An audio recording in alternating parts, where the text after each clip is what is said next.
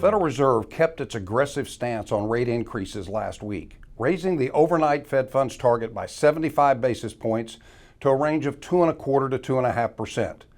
There are multiple measures of inflation: consumer price index, producer price index, personal consumption expenditures index, and others. But by any measure, inflation remains well above the Fed's 2% target and has lasted longer than expected. The day after the Fed increased rates, we got our first look at second quarter 2022 GDP. After falling 1.6% in the first quarter, the first look at the second quarter was minus 0.9%. Historically, it's been very rare that 2 consecutive quarters of negative real GDP growth were not a recession, but the definition of a recession is broader. It includes data on spending, employment, manufacturing, and trade, measures which today are not at recessionary levels. Still, we can say that growth is slowing and inflation remains too high.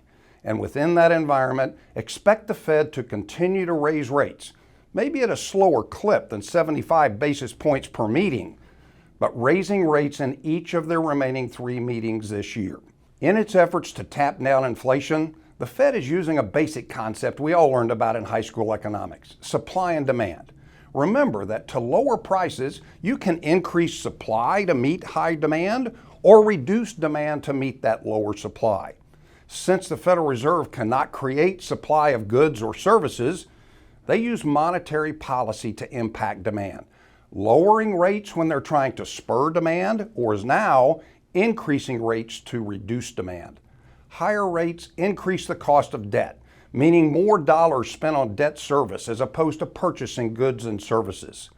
This lower level of demand allows current levels of supply to catch up and reduce upward price pressures. The reasons supply is limited in our economy are varied.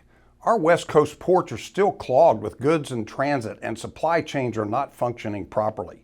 In addition, China is still fighting COVID-19 by shutting down cities and ports, and Russia's invasion of Ukraine has negatively impacted energy and food markets.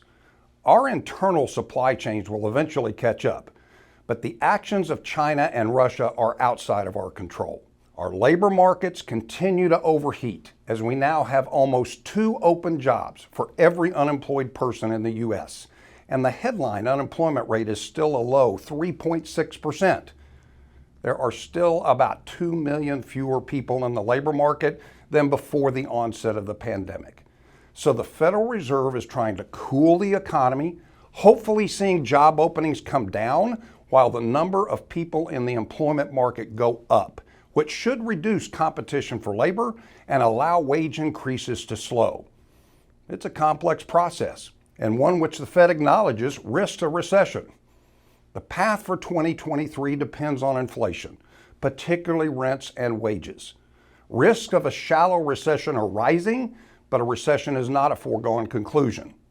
We'll be here to keep you informed with updates, and thank you for your confidence and trust in BOK Financial.